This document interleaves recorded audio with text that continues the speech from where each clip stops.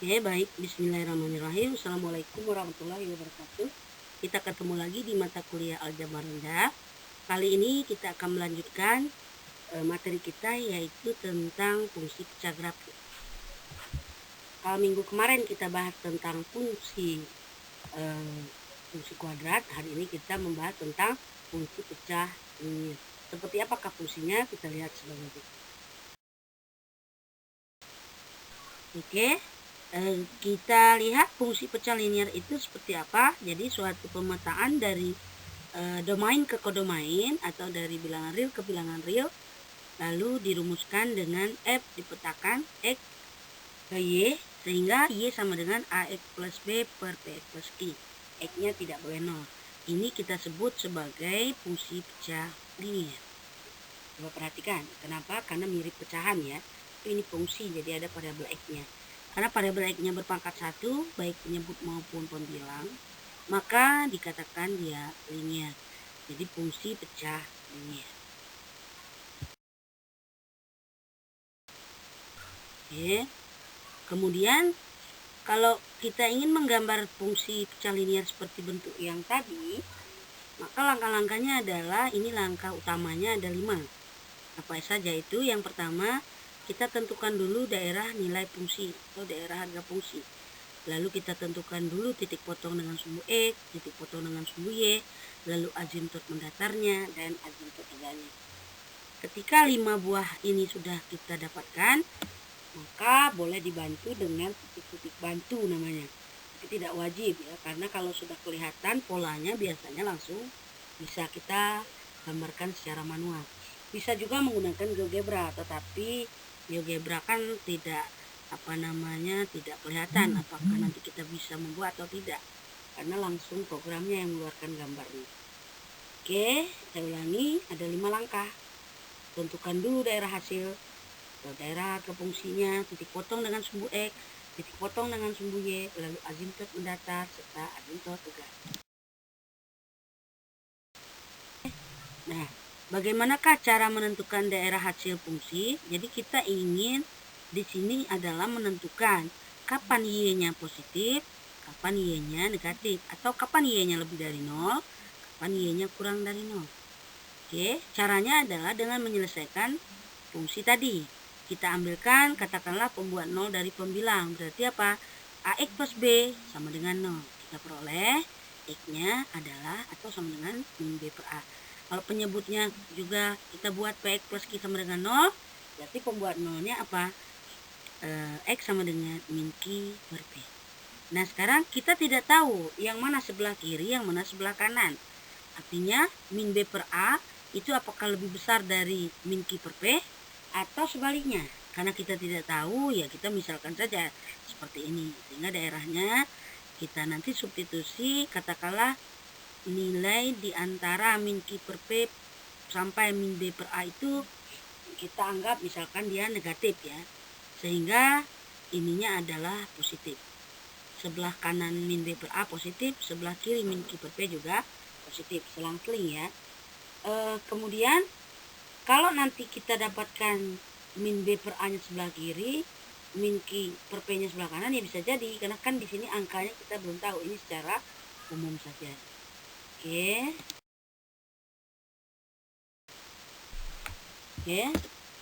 Berdasarkan garis bilangan real yang tadi saya buat lagi di sini, kelihatan bahwa kapan Y-nya bernilai positif, kita ambil daerah yang hasilnya plus-plus, yaitu daerah sebelahnya kanan min B per A atau di sebelah kirinya min Q per P, sehingga kita katakan Y-nya positif apabila X lebih dari min B per A atau X-nya kurang dari min Q per P. Sedangkan negatif yaitu di antara min Q per P dan min B per A. Sudah jelas ya? Nah, langkah selanjutnya apa? Menentukan titik potong dengan sumbu X. Kapan kita bisa menyelesaikan atau mencari titik potong sumbu X? Itu apabila Y-nya sama dengan 0. Ya, saya ulangi, Y-nya sama dengan 0. Ya, tinggal substitusi saja. Kalau Y sama dengan 0, berarti dari fungsi yang tadi pecah linear kita dapatkan AX plus B per PX plus Q sama dengan 0. Atau AX plus B sama dengan 0. Sehingga kita peroleh apa? Langsung saja X-nya adalah min B per A, sehingga koordinat titik potongnya min B per A, 0, karena potong sumbu X. Oke, kita lihat langkah selanjutnya adalah menentukan titik potong dengan sumbu Y. Kebalikan dari yang tadi, kalau tadi titik potong dengan sumbu X, Y-nya sama dengan 0. Kalau yang ini, karena titik potong sumbu Y, berarti X-nya yang 0. Kita substitusi saja ke fungsi tadi, sehingga kita peroleh Y sama dengan B per Q. Koordinatnya adalah 0, B per Q. Ya. Oke. Langkah selanjutnya yaitu menentukan asimtot mendatar. Sebenarnya asimtot ini adalah garis yang mana makin lama makin dekat pada garis itu, sehingga berjarak sekecil-kecilnya. Nanti kita lihat kalau dari gambar terlihat, kalau ini mungkin masih bingung ya. Asimtot itu, kalau asimtot datar itu apabila X-nya mendekati tahingga, maka kita bisa mencari Y-nya, yaitu limit dari X mendekati tahingga dari fungsi kecalinia tadi. Berdasarkan hukum limit, apabila menuju tahingga X-nya, maka hasil dari limit di atas Y sama dengan A per P, karena pangkatnya sama-sama berpangkat 1 atau pangkatnya sama penyebut dan pembilang. Nanti dipelajari lagi di konsep limit ya. Oke. Nah, langkah yang terakhir atau yang kelima itu adalah menentukan asimtot tegak. Kebalikan yang tadi, kalau tadi datar X-nya mendekati tahingga, kalau sekarang tegak, asimtot tegak yaitu Y-nya mendekati tahingga. Kalau Y-nya mendekati tahingga, berarti kita bisa katakan AX plus B per PX plus Q itu adalah mendekati tahingga. Nah, bentuk AX plus B per PX plus Q mendekati tahingga tentu kita peroleh apabila penyebutnya mendekati 0, karena sesuatu yang dibagi 0 hasilnya akan mendekati tahingga, sehingga PX plus Q mendekati 0. Atau boleh kita katakan bahwa X mendekati min Q per P, sehingga asimtot tegaknya kita buat adalah X sama dengan min Q per P. Coba diingat kembali ya, kalau tadi Y sama dengan min B per min A per P, kalau yang ini X-nya min Q per P. Coba diingat kembali ya. Lihat contoh sebagai berikut. Lukislah grafik fungsi berikut. Nah, bentuk ini adalah bentuk fungsi kecalinia, di mana A-nya 2, B-nya 3, P-nya 1, Q-nya min 2. Ini tidak sulit ya. Coba lihat bentuk yang tadi. Oke, sesuai langkah tadi kita urutkan. Yang pertama menentukan daerah hasil fungsi. Kita langsung saja ya. Min B per Q-nya itu masih ingat ya, apa tadi, min 3 per 2. Kemudian min A per P juga 2. Karena min 3 per 2 itu kurang dari 2, maka dia letaknya sebelah kiri. Nah, seperti tadi kita cek satu-satu. Misalnya kita ambil 0 tengah ya.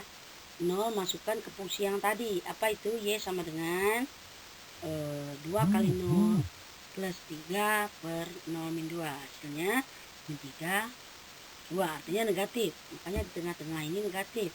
Kemudian kita coba lagi, misalnya lebih dari 2 apa 3 gitu, boleh. Y sama dengan masukkan 2 kali 3 tambah 3 per 3 kurang 2 positif.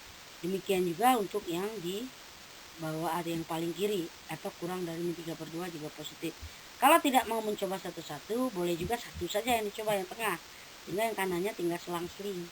Kalau yang tengah negatif, berarti yang kanan positif, yang kiri positif. Kalau yang tengah misalkan positif, berarti yang kanan negatif, yang kiri negatif. Jadi selang-seling. Sehingga kita kelihatan di sini bahwa Y-nya positif ketika X-nya lebih dari 2 dan ketika X-nya kurang dari min 3 per 2. Supaya melihat apakah grafik yang kita buat nanti benar atau salah. Jadi ini patokannya ya. Selanjutnya adalah menentukan titik potong dengan sumbu X. Ya, langsung saja kita substitusi Y-nya 0, sehingga 2X plus 3 sama dengan 0. Dari sini kita dapatkan X-nya adalah min 3 per 2. Sehingga koordinat titik potongnya tidak sulit ya, langsung min 3 per 2, 0. Ingat kembali langkahnya. Oke, Langkah selanjutnya yang ketiga adalah menentukan titik potong dengan sumbu Y.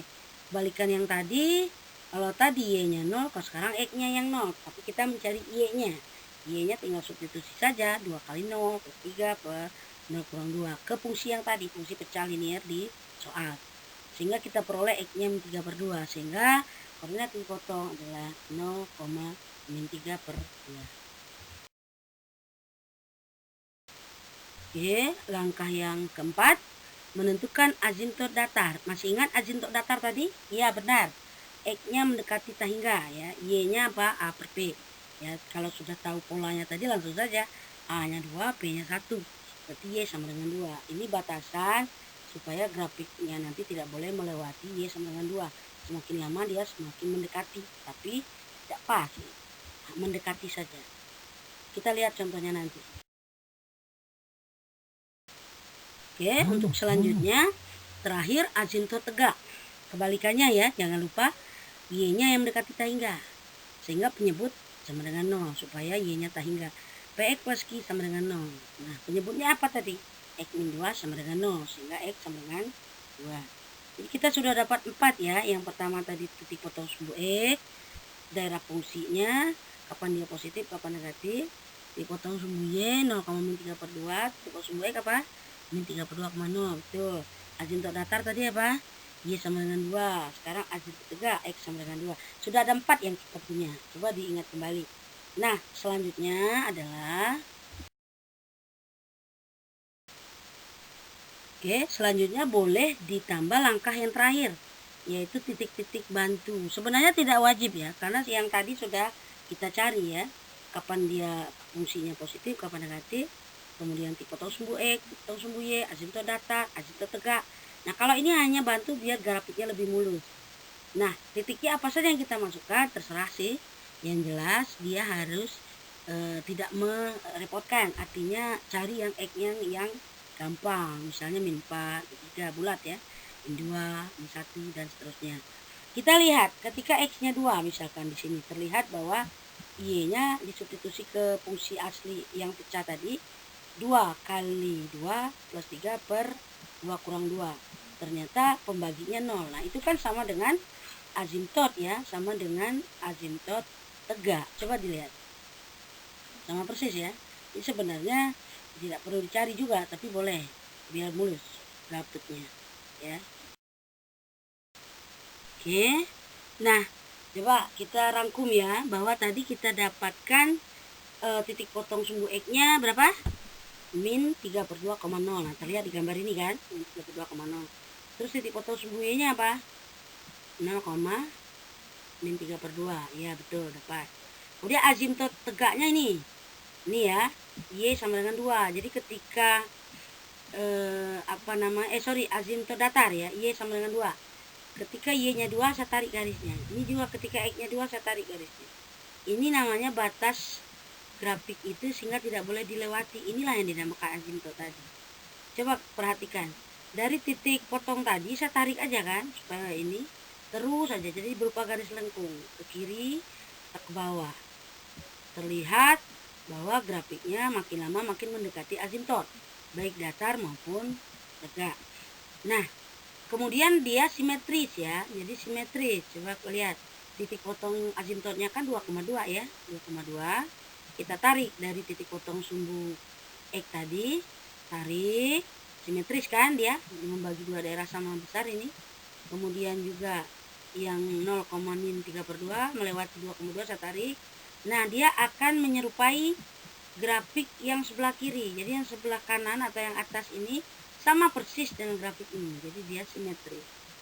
Ya.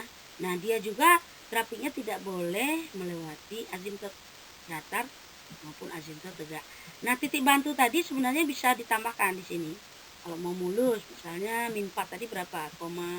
Lupa saya berapa tadi. Nah, itu bisa dimasukkan. Cuman karena ini sudah kelihatan gambarnya, makanya saya bilang tidak wajib titik-titik bantu. Boleh, jadi lebih mulus lagi. Lebih bagus lagi kalau pakai GeoGebra, nanti kelihatan hasilnya. Ya, demikianlah materi kita untuk kali ini. Silakan dipelajari kembali. Minggu depan kita UTS dari materi pertama sampai materi hari ini. Saya tutup, mohon maaf kalau ada kekurangan. Semoga selalu sehat. Assalamualaikum warahmatullahi wabarakatuh.